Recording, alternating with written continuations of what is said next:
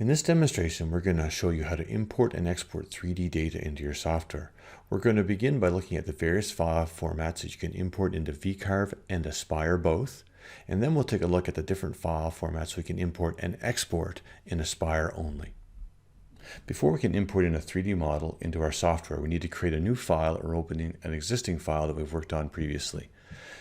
For this particular demonstration, we're going to create a brand new file. Now it's important that you understand that the first part of this demo will be shown in vcarve Pro, but all the tools are available in vcarve Desktop and also Aspire. And the second part of this video, we're going to build on what you see here in vcarve Pro and show you some of the things that are exclusive to Aspire. So this is going to be a single-sided job. The dimensions we're going to choose to be 10 inches by 10 inches and the thickness is 1 inch. It doesn't matter where we're going to be zeroing off or where our datum is for right now, because we're actually not going to cut anything. This is just to demonstrate how to bring in the 3D data. We're going to want to make sure that you use a very high resolution. When you're using 3D content, you want to make use of as many pixels as possible, so the very high resolution is the best. And we're going to use Canadian Maple as our appearance, so we're going to click OK. Now, one of the main ways to bring in 3D content that's native to our software, not built in other software, but 3D content that's been built right inside our software, is to use our Clipart tab. And when you click on that, you'll be presented with our Clipart browser. We have our library browser tab and our local files tab. Now below in our related videos, there's going to be a video specific to vcarve Pro and to Aspire on our Clipart guides, and that'll better explain a lot of the process on how to use this. But for right now, I'm just going to breeze over it just to give you a brief sort of description of how this all works.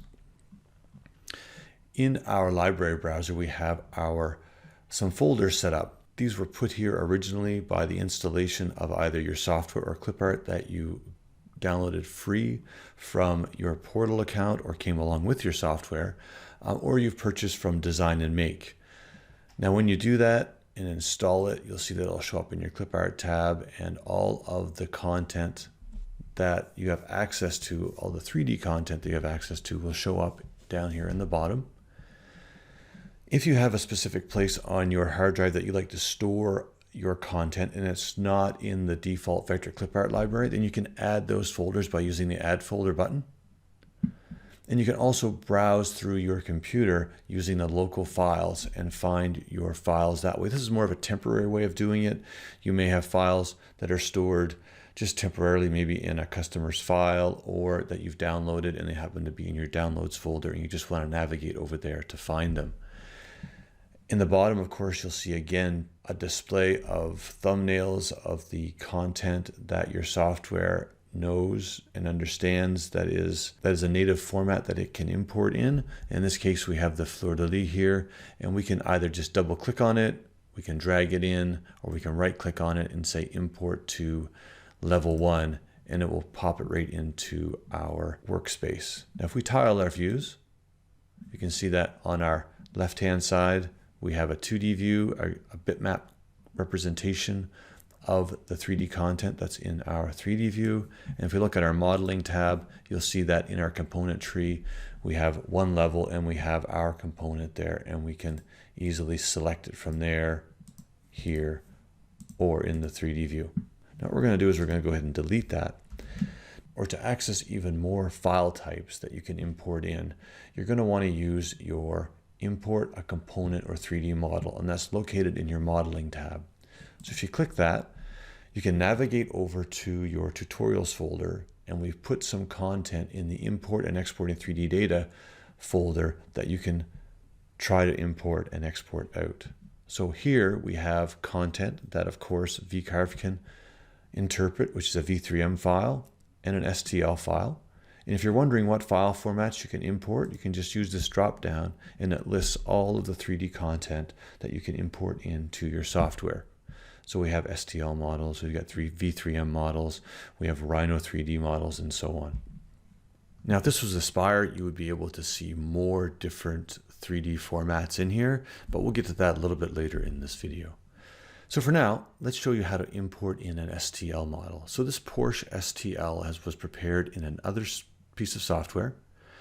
When it was exported out, there were some things that it came included with, like the orientation of the actual model.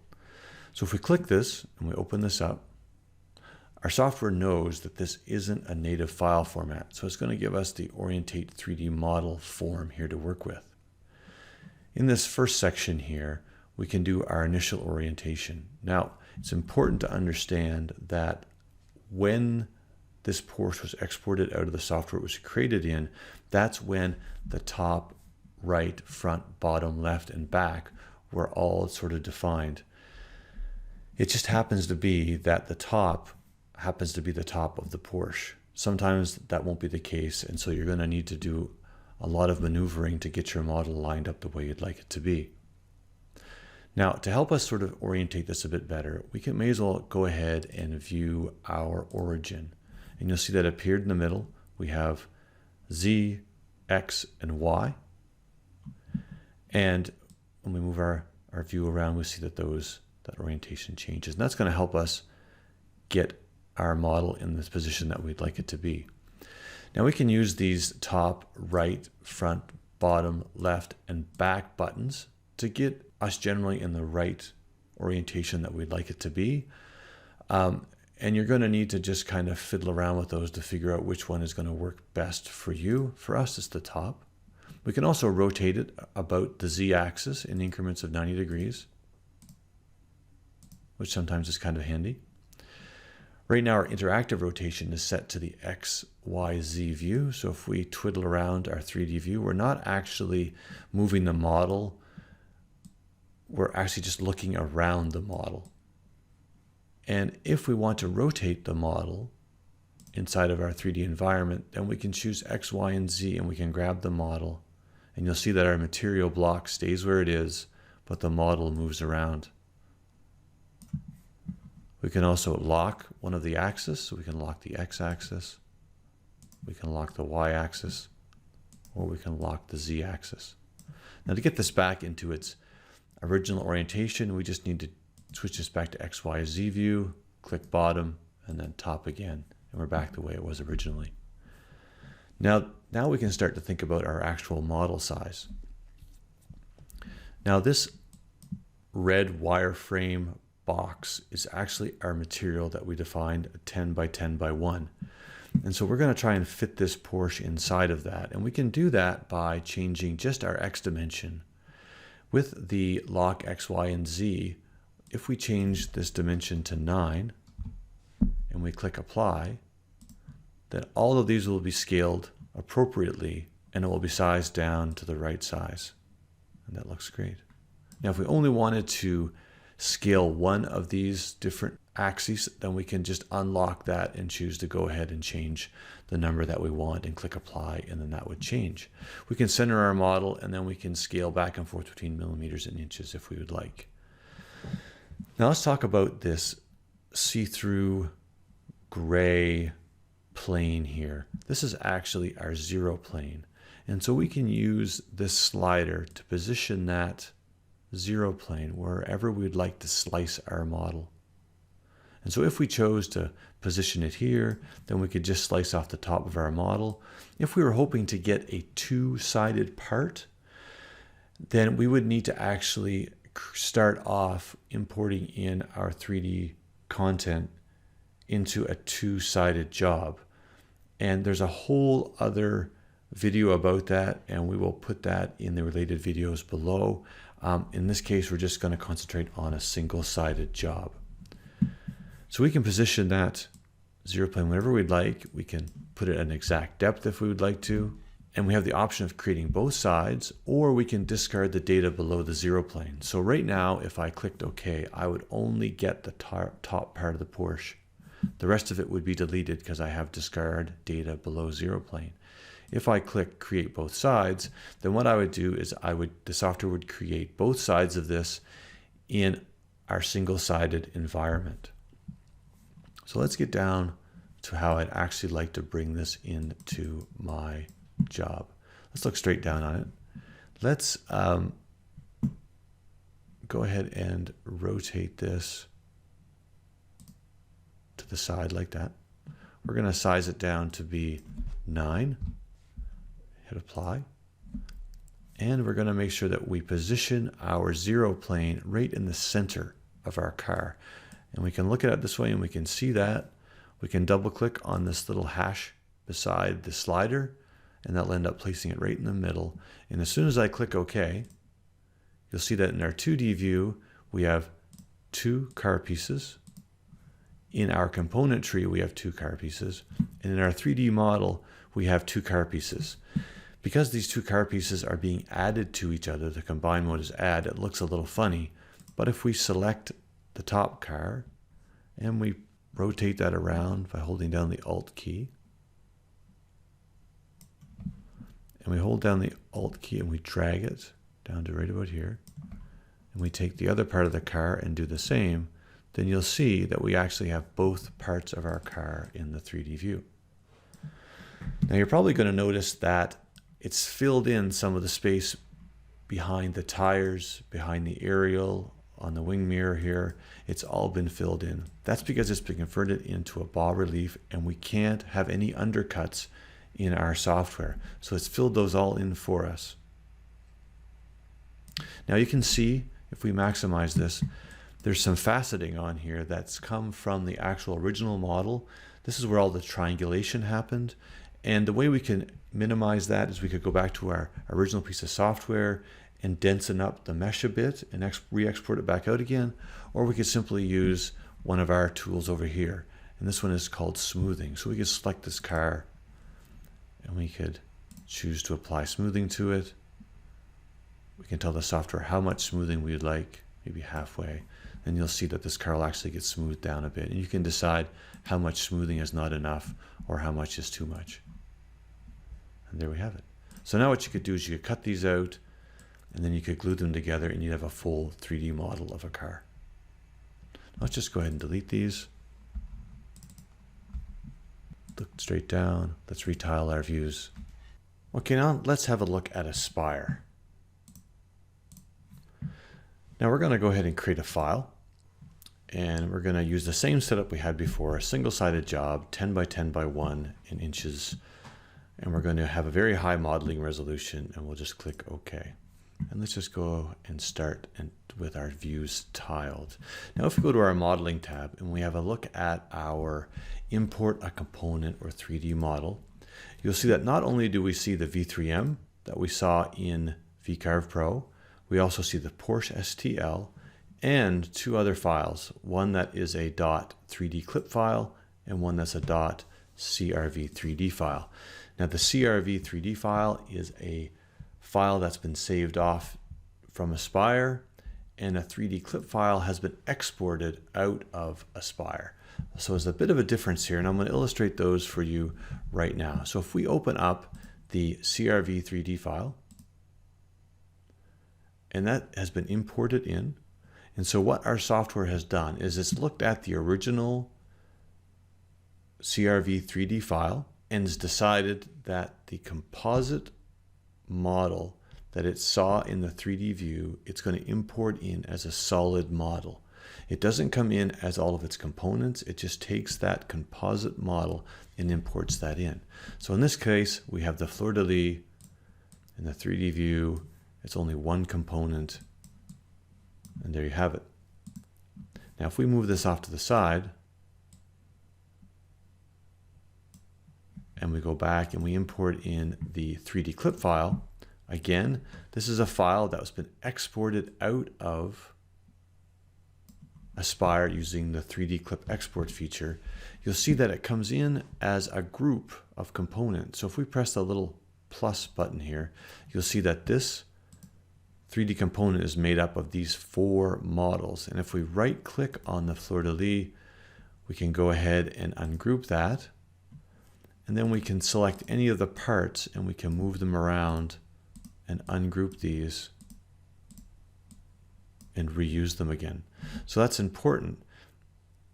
And it is helpful if you're going to be using files over and over again and maybe just making slight modifications, or you want to maybe change the layout for different purposes, then exporting out as a 3D clip might be a useful way of doing that. And I'll show you in a bit how to do that.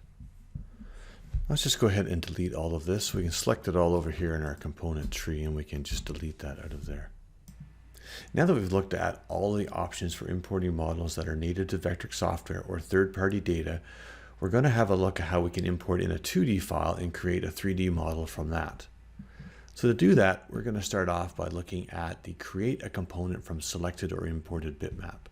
Now we can use this feature to import in a colored bitmap and then create a 3D component from it. And sometimes they'll be specially designed grayscale bitmaps, and other times they'll just be a regular color photo that our software will convert into grayscales and then convert into a 3D component. So let's click that. If we navigate over to our importing and exporting 3D data files, you'll see that we have 3 different files here for you. One is a house.jpg, post.jpg, and a test.tiff. The test.tiff file was specifically designed so that it takes advantage of how our software interprets bitmaps when it gets imported into our software. So what our software does is it converts the bitmap into a grayscale image and then assigns pixel heights to the colors, going from black being nothing to white being the highest, and then all the other gray gets put in between. So if we go ahead and open up this test.tiff file, you'll see that in our 2D view, if we center this using F9 on the keyboard, we have that grayscale bitmap. In our 3D view, we have an actual bas-relief model. So the black at the back is on our 0 plane. The white in the center is the highest point of the model. And then all the other gray levels were assigned different heights depending on where they fell in the grayscale. And we get that. Now that works great if they're specially designed files like this one, but let's see what happens if they're not. Let's go back over and import in another bitmap. Let's choose the house.jpg, open that up, and we'll see straight away that in our 2D view, our software's already converted that into a grayscale bitmap for us, and in the 3D view, it's created a 3D model of that. So to get a better look at that, let's select our bitmap, press F9 on the keyboard to center it. We'll hold down our shift key and one of our sizing handles here, and we'll scale it up. And then we'll take a look in our 3D view. Now it looks pretty interesting. It's taken all the different grayscales and we've got all these different levels in here. So one of the things we can do to quickly kind of minimize that is we can run a quick smoothing pass over that relief model. And to do that, we're going to go over to our modeling tab and choose apply smoothing. We'll click that and we'll use our slider here and we'll slide it up to be about halfway. And we'll see in our 3D view that might be over smoothing it. So let's go down here somewheres. And that looks better. Maybe a little bit more. And then we'll click OK. Now you see that looks pretty interesting, but it's really not all that useful for much, except for maybe a lithophane or turning this into a texture to apply to an already created bas-relief model. It's also important to remember that the quality of the relief that you're going to get from your bitmap all depends on the quality of the original bitmap. So if you bring in not a great bitmap to start with, then your actual 3D model won't be as nice either. Now, also, it's a bit of a misconception about what the software is doing. It's actually not creating a 3D model. We can't take a 2D picture and instantly give you a 3D model from that. You'd have to actually go in and use some of our 3D modeling features to create this particular model in true bas-relief. So let's just go ahead now and delete these out of here and look straight down again. Like I had mentioned, when we imported in the bitmap of the house, the software did not create a true bas-relief of the house. It just converted that image into a texture. Now that texture could be used for all kinds of different things. A lithophane, or maybe adding that texture back onto a relief model that you created of that house. But sometimes we're going to want to actually use a bitmap that we import in as a texture, maybe to add to the background of a sign, or to overlay on top of something else, or maybe to use for a totally different purpose altogether. And to illustrate that, let's just go ahead and import in another bitmap. We're going to use the post.jpg, so we'll select that and we'll open that up. And we'll select that and we'll put it in the center of our job space, and then we'll scale it up a little bit. So the software's taken that image and created this really unique sort of texture from it.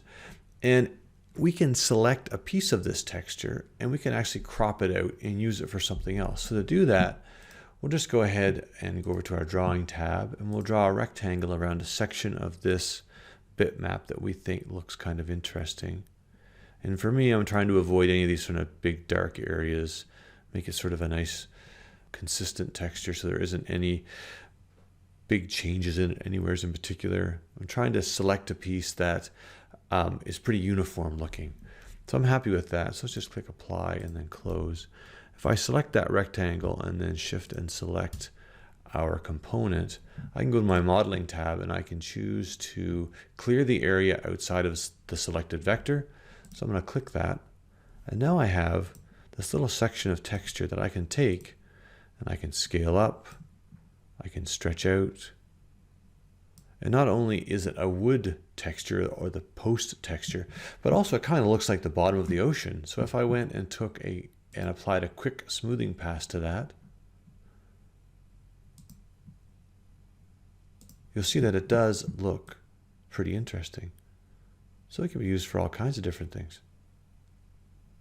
Anyway, so that does illustrate the way that we can bring in a bitmap and use it to create an actual texture that we can use to apply to our projects or to our relief models that we're going to create down the road. So let's just go ahead and delete that out of there, delete our rectangle, and look straight back down onto our modeling plane. Now, typically with our software, we would want to actually create some 3D content and then create some toolpaths and send it to our CNC machine. But with Aspire, we also have the ability to create 3D content that we can export out as 3D models that you may want to use later in our software, maybe to create a different layout or as just a building block to something bigger.